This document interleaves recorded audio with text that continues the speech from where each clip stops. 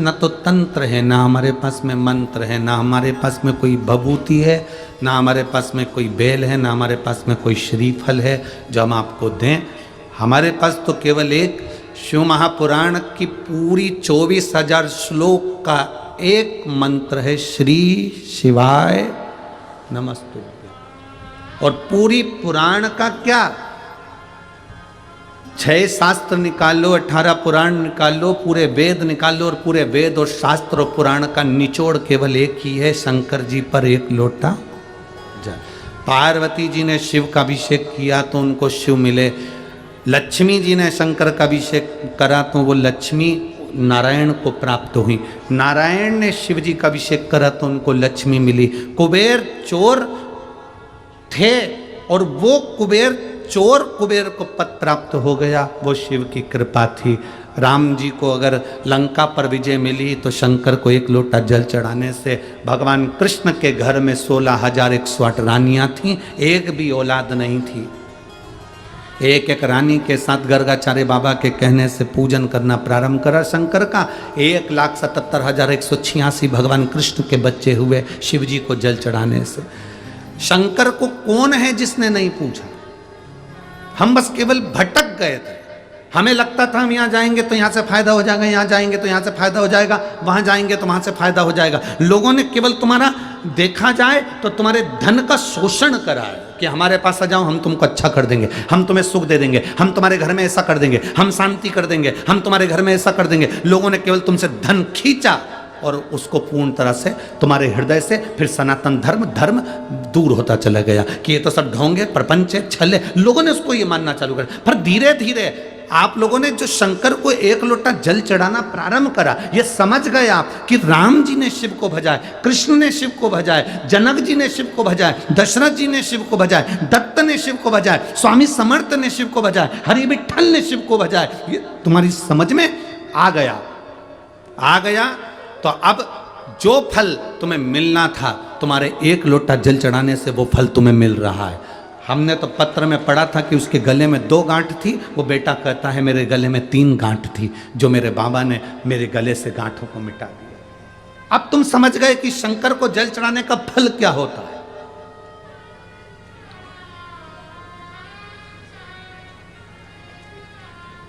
हमसे लोग प्रश्न करते हैं, गुरुजी आपकी कथा में ये इतने लाखों भक्त जाते हैं, सुबह 9 बजे की कथा और ढेर लगा हुआ है, गाड़ियों का अंबारियां, रोड पूरा जाम पड़ा हुआ, लोग पूरे रात इंतजार कर रहे हैं, भजन कीर्तन कर रहे हैं पूरी रात लोग। एक रात्रि तो लोगों का ऐसा निकलता है, कथा के समापन के 1 दिन पहले की जो रात्रि होती है, हम उसको अपनी भाषा में शिवरात्रि कहते हैं।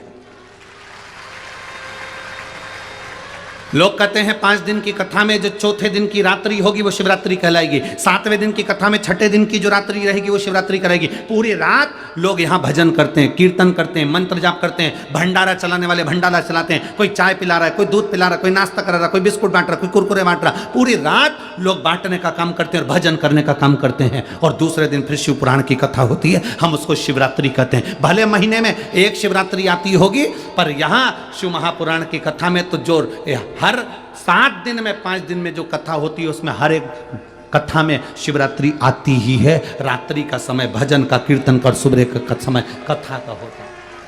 अब तुमने इतना भजन किया, कीर्तन किया, मंत्र जाप किया, पंडाल में बैठकर भगवत नाम लिया और सुबह तुमने कथा सुनी। जब कथा सुनते हो और श्री शिवाय नमस्तुभ्यं का जाप के साथ में बाबा से प्रार्थना करते हो तो बाबा कैसे ना देगा। पूरी रात जगे हो, पूरी रात चले हो, गाड़ी चला कर आए हो, भजन करते रहे तो क्यों नहीं देगा वो। तुम उसके लिए ये है आमची मुंबई। यहाँ की भीड़ में आपको हर टाइप का कैरेक्टर मिल जाएगा, जैसे हमारी साइली, खुददार और मेहनती। अपना घर बसाने की उम्र में हम सबकी जिंदगी सवार रही। नहीं बेटा, इसके पैसे नहीं लूंगी। और ये अपना दूसरा कैरेक्टर। तो क्यों नहीं देगा वो। तुम उसके लिए अपना घर परिवार सब छोड़कर कथा के पंडाल में 7 दिन तक पड़े रहे तो क्या वो कैलाश छोड़कर तुम्हारी दुख की घड़ी में तुम्हारे दरवाजे पर नहीं खड़ा होगा।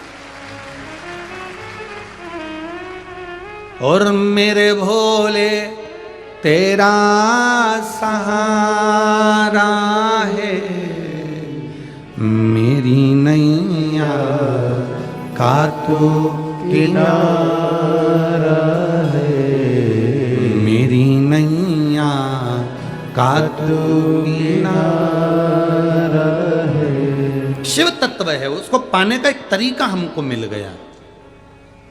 अब उस तरीके को हमने जान लिया तो वो परमात्मा हमें मिल गया।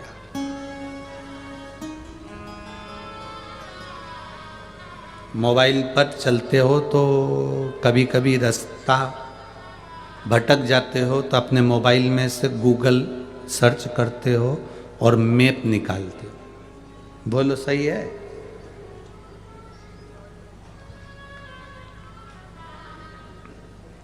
गूगल गाड़ी में जाने का रास्ता बता देता है। गूगल क्या बताएगा? जम के बोलो, गाड़ी से जाने का रास्ता। आजकल ड्राइवर बड़े चतुर हो गए, वो गूगल मैप लगाकर और बोल दो उनको कि हमें श्रीमान जी के यहाँ जाना, वो उस पर टाइप करके लगा देते हैं और बिल्कुल उसी के दरवाजे पर पहुंचा देते। गूगल गाड़ी से जाने का रास्ता बताता है।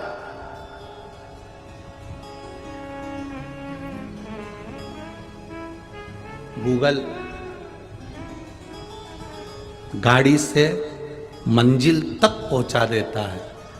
और शिव महापुराण की कथा वो कथा है जो इंसान को इंसान बनाने का रास्ता दिखा देती है। क्योंकि आज के समय में इंसान इंसान नहीं है ना, दिक्कत तो सबसे बड़ी बात यही है। किसी ने अपने नियम नहीं बदले, बस केवल इंसान को छोड़कर। शेर कभी घास नहीं खाता, तुम्हारे बनी में शेर खाता हो तो बात दूसरी है। शेर घास खाएगा? जम के बोलो, नहीं। हिरण मांस खाएगा? नहीं। जो शाकाहारी है वो शाकाहारी ही रहा, जो मांसाहारी है वो मांसाहारी ही रहा। शेर घास नहीं खाता, घोड़ा गंदा मांस नहीं खावे। तो ये यार शास्त्र कह रहा है हमारा कि सब अपने अपने नियम में बिल्कुल पक्के हैं। केवल एक इंसान ही ऐसा पैदा हुआ, इसका कोई भरोसा नहीं, ये कब क्या खा जाए। और खाने को अगर टाइम पे नहीं मिले तो ये बेचारी पत्नी का दिमाग खा जाए।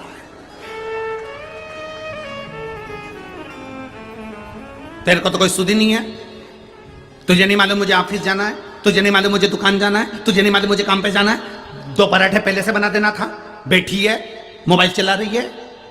अगर इसको खाने को नहीं मिले टाइम पे तो ये दिमाग भी खा सकता है।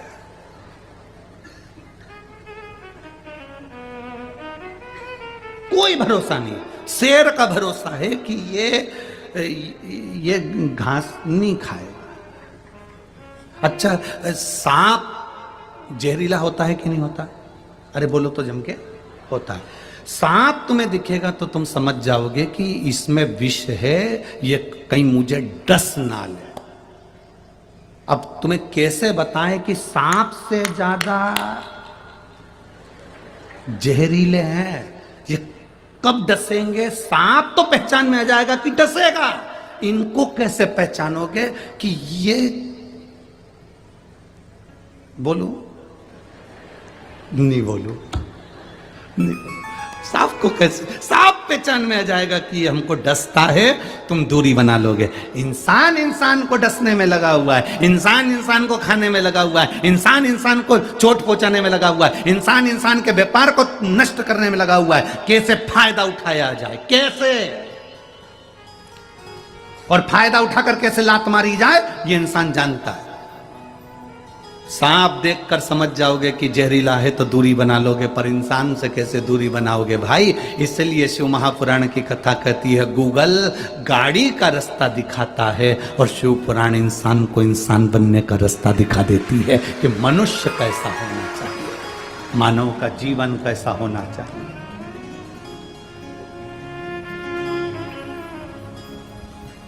किसके भरोसे रहें?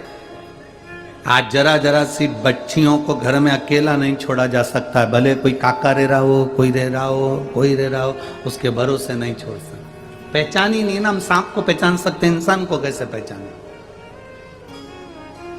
हम ऑफिस जा रहे हैं, नौकरी कर रहे हैं, दुकान जा रहे हैं, व्यापार कर रहे हैं, किसका भरोसा, कौन का भरोसा, किसके भरोसे चल? हमें नहीं। पर आपसे निवेदन है, दुनिया के आश्रित होकर भले ना चलिए, पर मेरे परमात्मा के, मेरे शिव के आश्रित होकर चलिए। और अंत समय प्रभु आना पड़ेगा, वचन दिया तो निभाना पड़ेगा। आए ना आए प्रभु कुटुंब कबीला, अंत समय प्रभु आना पड़ेगा, वचन दिया तो निभाना पड़ेगा। आप परमात्मा पर आश्रित होकर चलो। मंदिर जा रहे हो,